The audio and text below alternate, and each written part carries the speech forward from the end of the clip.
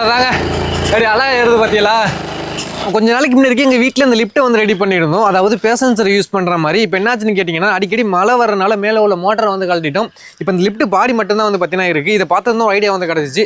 அதாவது நம்ம மாடிக்கு லோடு ஏற்றுற மாதிரி இதை மாடிஃபிகேஷன் பண்ணலாமே அப்படின்ட்டு. அதாவது ஒரு பைக்கை யூஸ் பண்ணி அண்ட் எப்படி ஒர்க் ஆக போகுது, ஃபெயிலியர் ஆக போதா எதுவுமே வந்து தெரியல. ஜஸ்ட் ஒரு எக்ஸ்பெரிமெண்ட்டாக ட்ரை பண்ணுவோமே. ஆரம்பிச்சிருவோமா? நம்ம இந்த லிஃப்ட்டுக்காக யூஸ் பண்ண போகிற பைக்கு தான் நம்ம ரீசனாக ரெடி பண்ண இந்த கோஸ்ட் ரைடர் பைக்கு. இது அப்படியே யூஸ் பண்ண போகிறது கிடையாது. இதுலேயுமே சில பல வேலைகள் வந்து இருக்குது. அதை தான் இப்போ பார்க்க போகிறோம். ஃபர்ஸ்ட் என்ன பண்ண போறோம்னா இந்த ஃப்ரண்ட் வீலை கட் பண்ணி தூக்க போறோம். ஏன்னா நமக்கு நார்மல் பைக்ல உள்ள மாதிரி நேரா வந்து இருக்கணும். ஸோ இது வந்து கொஞ்சம் கிராஸா சாய்வுல போகுது பாத்தீங்களா? இந்த மாதிரி இருந்தா நம்ம பண்ற பிளானுக்கு வந்து செட் ஆகுது. அதனால தான் கட் பண்ணி தூக்க போறோம். இப்போ என்ன பண்றோம் அப்படின்னு கேட்டீங்கன்னா, இந்த ஜாக்கியை வண்டியை கீழே வச்சு ஏற்றிட்டு கொஞ்சம் ஹைட் ஏற்றினா தான் கட் பண்ணி தூக்க ஈஸியா இருக்கும். அதனால தான் வந்து பாத்தீங்கன்னா இன்ஜினை ஹைட் ஏற்ற போறோம். இப்போ நமக்கு இந்த ஃப்ரண்ட் வீல் வந்து பார்த்தீங்கன்னா தரையை விட்டு மேலே வந்து ஏறிடுச்சு. ஒரு இன்ச்சுக்கு வந்து பார்த்தீங்கன்னா மேலே ஏறி இருக்கு. இதுவே நமக்கு போதுமானது தான். இப்போ என்ன பண்றோம் அப்படின்னு கேட்டீங்கன்னா, இதை கட் பண்ணி தூக்குறோம்.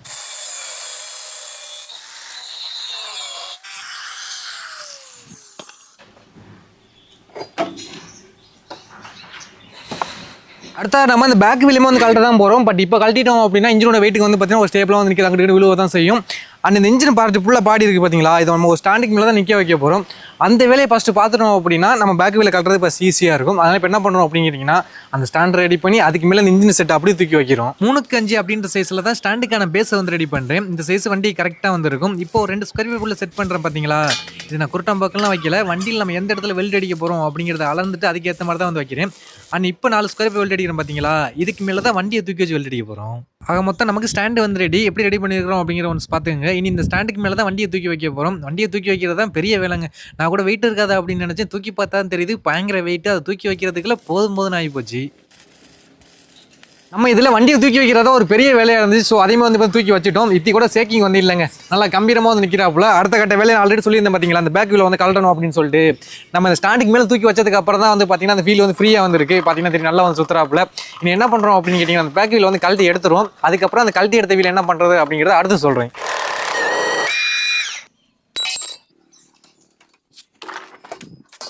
இப்போ நம்ம கழட்டி எடுத்து பார்த்தீங்களா வீல்? இந்த வீலில் வந்து நமக்கு இந்த ரிமூவ் மட்டும் தான் தேவை. இந்த டயரை வந்து கழட்டி ரிமூவ் பண்ணுற மாதிரி இருக்கும். பட் வீல் பார்க்குறது கொஞ்சம் நல்லா இருக்கிற மாதிரி இருக்குது. எதுக்கு இந்த வீல் வேஸ்ட் ஆகிக்கிட்டு? அதனால் இந்த வீலை வச்சுட்டு நான் ஆல்ரெடி வந்து பார்த்தீங்கன்னா பழைய கடையிலேருந்து ஒரு வீல் எடுத்து கொண்டாந்து அந்த ரிமை மட்டும் வந்து பார்த்தீங்கன்னா கழட்டி வச்சிருக்கிறேன். ஸோ இப்போ என்ன பண்ணுறோம் அப்படின்னு கேட்டிங்கன்னா, நம்ம வீல் கலட்டின இடத்துல அந்த ரிமை வந்து மாற்றோம்.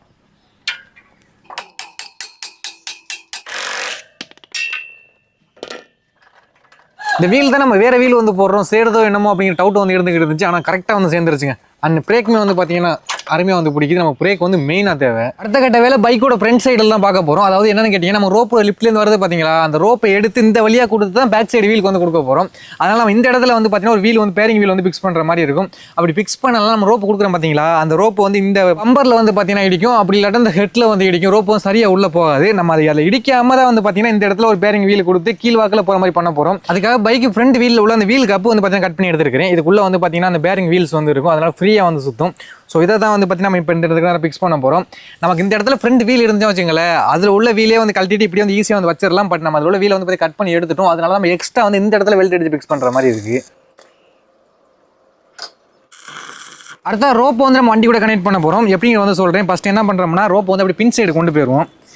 என்னென்னா இந்த வீல் ஃபிக்ஸ் பண்ணோம்ல, இது வழியாக கொடுத்து அடுத்ததாக வந்து பார்த்திங்கன்னா அந்த ஸ்டாண்டு இருக்குல்ல, இந்த ஸ்டாண்டு கீழே கொடுத்து அப்படி பின்னாடி கொண்டு வர வேண்டியது தான். வேலை முடிஞ்சு. இனி வந்து பார்த்தீங்கன்னா இந்த வீலில் வந்து இந்த ரோப்பை கனெக்ட் பண்ணணும். அது ரொம்பவுமே ஈஸி தான். எப்படிங்கிறத வந்து சொல்கிறேன். இந்த ரிம்மில் ஒரு ஹோல்ஸ் போடலாம் பார்த்தேன். பட் துருத்துன்னு இந்த இடத்துல வந்து பார்த்தீங்கன்னா 8 ஹோல்ஸ் வந்து இருக்குது.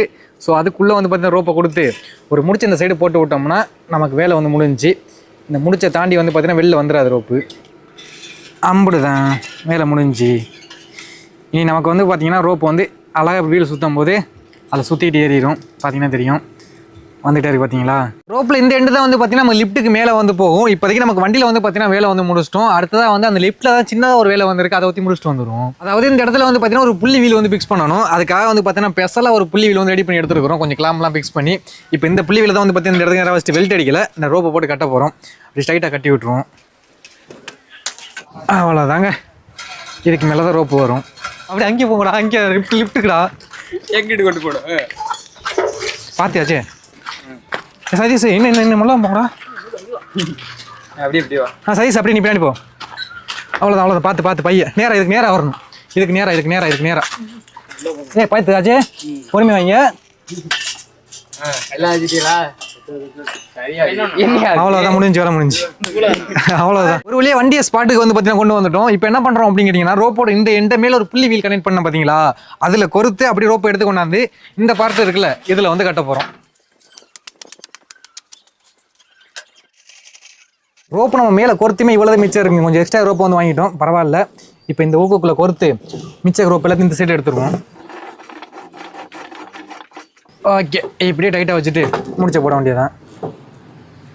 இதில் நம்ம பெருசெல்லாம் எந்த வேலையும் பார்க்கலங்க. நம்ம பைக்லேருந்து ரோப்பு வந்து பார்த்தீங்கன்னா மேலே புள்ளி வீலுக்கு வந்து போகுது. அந்த புள்ளி வீல்லேருந்து ரோப்பு வந்து பார்த்தீங்கன்னா கீழே இந்த பார்ட்டுக்கு வந்து வருது. அவ்வளோதான் பண்ணியிருக்கிறோம்.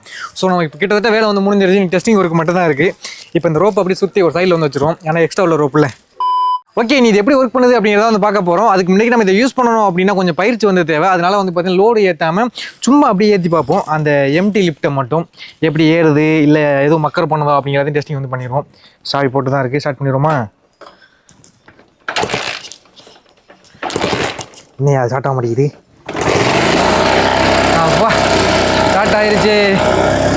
வண்டி வந்து ஸ்டார்ட் ஆகி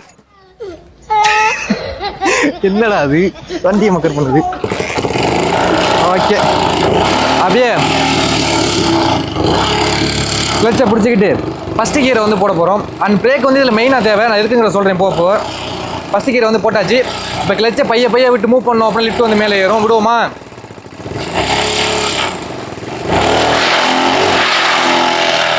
அவ்வளோதாங்க, ஃபுல்லாக ஏறிடுச்சு. நான் அந்த பிரேக் எதுக்கு சொன்னேன்னு பார்த்தீங்களா, இப்போ மேலே அப்படியே நிற்கணும்னா நம்ம பிரேக் தான் தேவை. ஸோ நான் பிரேக்கே அந்த கிளச்சே தான் வந்து பிடிச்சிருக்கிறேன். அதனால தான் வந்து பார்த்தீங்கன்னா மேலே வந்து நின்றுக்கிட்டு இருக்கு. இப்போ நான் கிளச்சை விட்டுட்டு இப்போ பிரேக்கையும் பைய விட்டு பார்க்குறேன். அவ்வளோதாங்க, அப்படியே ஸ்டாப் ஆயிடுச்சு. இப்போ நான் எதுவுமே இது பண்ணல. இப்போ நான் கிளச்சை பிடிச்சாலுமே அது வந்து பார்த்தீங்கன்னா கீழே வந்துடும். கிளச்சை அப்படி பிடிச்சோம் அப்படின்னா சல்லுன்னு கீழே வந்துடும்.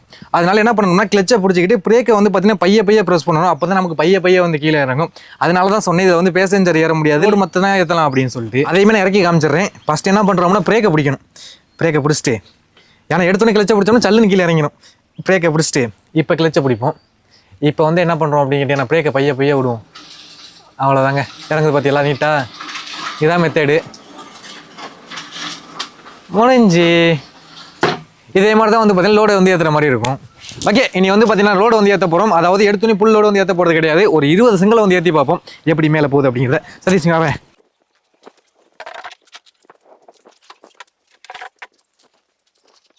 20 கல் சும்மா அருமையாக வந்து அடிக்கிட்டோம். சதீஷ் என்ன பண்ணுறேன், மேலே போயிடுவேன். இப்போ சதீஷ் எதுக்கு மேலே போகிறோம் அப்படின்னு கேட்டிங்கன்னா, நம்ம கல் இங்கேருந்து ஏற்றுவோம். பட் மேலே போகிற கல்லை மேலேருந்து ஒரு ஆள் எடுத்து வைக்கணும் இல்லையா, அதனால தான் சதீஷ் வந்து மேலே போகிறேன். அந்த இடத்துலேருந்து வந்து பார்த்தீங்கன்னா கல்லை வந்து சதீஷ் அங்கிட்டு வந்து எடுத்துக்கிடுவோம். நான் இங்கேருந்து ஏற்றி விடுவேன். அவ்வளோதான். வெயிட் இழுக்குதான் தெரில, பார்ப்போம். பைய போய் விடுவோமா?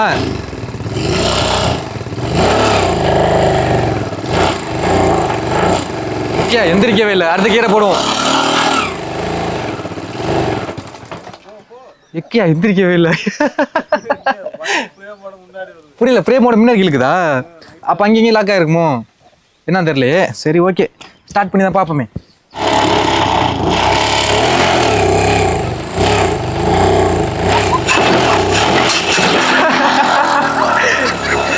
என்ன பிரச்சனை கண்டுபிடிச்சாச்சு. அதாவது என்ன கேட்டு அந்த வண்டியில் வெயிட் கிடையாது. ஸோ அங்கே தான் வந்து பார்த்தீங்கன்னா கல் இருக்குது. அதனால என்னன்னா வண்டி வந்து கல் வெயிட்டில் இருக்கும்போது வண்டி வந்து முன்னாடி வந்து இழுத்துருது. அப்போ நம்ம என்ன பண்ணணும், வண்டி இந்த இடத்துல லாக் பண்ணணும். இந்த கடப்பாறை கம்பி தான் வந்து பார்த்தீங்கன்னா இந்த இடத்துல அடிச்சு இந்த ஃப்ரேம் இங்கிட்டு போடாமல் லாக் பண்ண போகிறோம். மின் சைடில் கடப்பாறை அடிச்சிருக்கிறோம். அண்ட் பின் சைடில் வந்து பார்த்தீங்கன்னா ஒரு 50 கிலோ சிமெண்ட் மூட்டை தூக்கி போட்டுருக்கிறோம் வெயிட்டுக்காண்டி. இப்போ ஏற்றி பார்ப்போம். ஓமா ஏறுதுடா, ஏறிஞ்சு. நான் தான் கிளச்சை விட்டேன்டா, நல்லா ஏறிஞ்சிடாச்சே.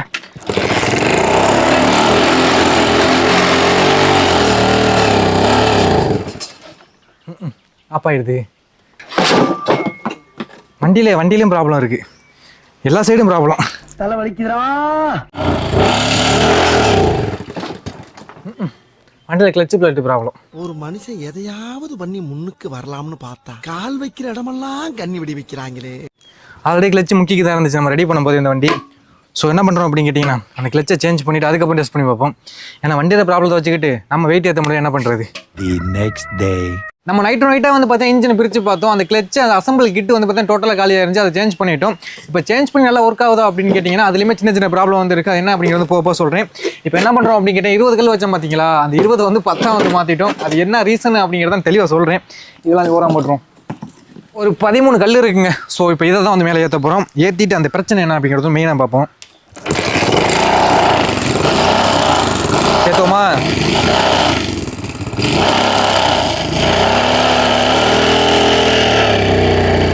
அவ்வளோதாங்க. சரி அழகா ஏறுது பார்த்தீங்களா?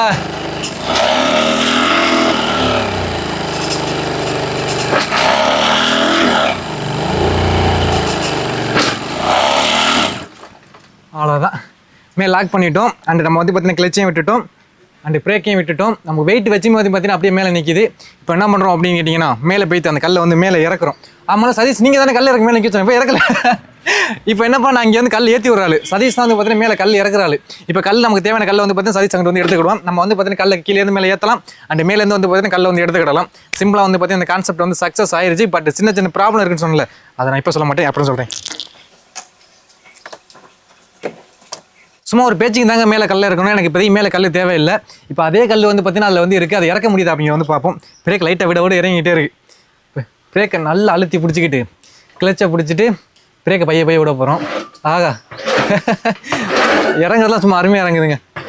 முடிஞ்சு அவ்வளோதான். சேஃபாக வந்து பார்த்தீங்கன்னா லான்ச் பண்ணியாச்சு. இப்போ நம்ம கீழே இறக்கி வச்ச பார்த்தீங்கன்னா கொஞ்சம் கல் அதையுமே மேலே ஏற்றிடுவோம். அதாவது அந்த 20 கல்லையுமே மேலே ஏற்றிடுவோம். இப்போ 20 கல்லை ஏற்றுதாங்கிறதான் பார்க்க போகிறோம்.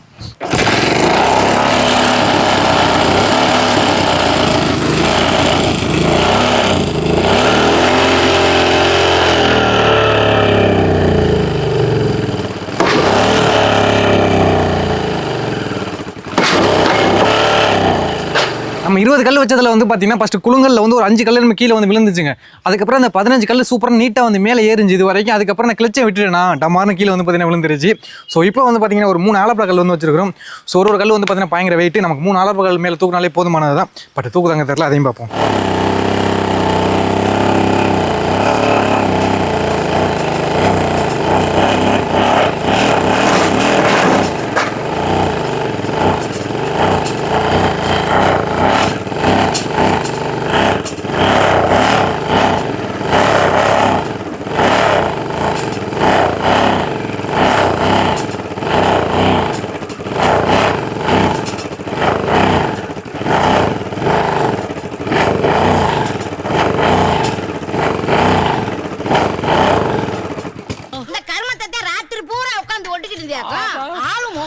ஒரு வந்து பார்த்தீங்கன்னா 3 ஆலப்பழக்கல் அருமையாக மேலே ஏற்றியாச்சுங்க. நான் ஒரு இழுக்காது அப்படின்னு நினச்சேன். நமக்கு இந்த 20 சிங்கிளோட 3 ஆலப்பழக்கல் வெயிட் கூட தான். பட் எதுக்கு இந்த 3 ஆலப்பழக்கல் மேலே ஏறிஞ்சு அந்த 20 சிங்கிள் ஏறல அப்படிங்கிறத நான் சொல்கிறேன். ஃபஸ்ட் அதை வந்து கீழே இறக்கிடுவோம். ஐயா பையா இறக்குவோம். பிரேக்கை விட பைய இறங்குங்க. ஏன்னா அப்படி நிற்கிது. அவ்வளோதான்டா. அந்த இடத்துல நிற்கிது பாருங்களா. அதுக்கு அந்த இடத்துல நின்றுச்சுல, அந்த இடத்துல ஒரு ரீசன் இருக்குது, அதையும் சொல்கிறேன். இங்கே வர ஸ்டக்காக நிற்கிது பார்த்தீங்களா. நான் விட்டுட்டேன், பிரேக்கையும் விட்டுட்டேன், கிளச்சையும் லைட்டாக விட்டுட்டேன். ஆனால் ஸ்டக்காக நிற்கிது.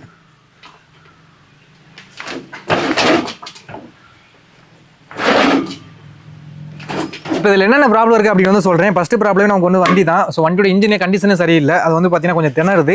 அண்ட் அடுத்த கட்ட ப்ராப்ளம் என்னன்னு கேட்டிங்கன்னா, அந்த லெஃப்ட்டில் வந்து இந்த பால் சேனல் இருக்குது பார்த்தீங்களா, அதில் இந்த இடத்துல கொஞ்சம் பெண்டாக இருக்கும் அப்படின்னு நினைக்கிறேன். இதுக்குள்ளே உள்ள பேரிங் மேலே போகும்போது அந்த இடத்துல ஸ்டெக் ஆகிடுது, அதுக்கு மேலே இழுக்க மாட்டேங்குது. அதனால தான் நம்ம 20 செங்க வைக்கும்போது இழுக்கல. அதனால 20 செங்க வைக்கும்போது மட்டும் இழுக்கல அப்படின்னு கேட்டிங்கன்னா, நம்ம 20 செங்க வைக்கும்போது இந்த பலகை இருக்குல்ல, இதில் வந்து வெயிட் வந்து பறகி இருக்கும்.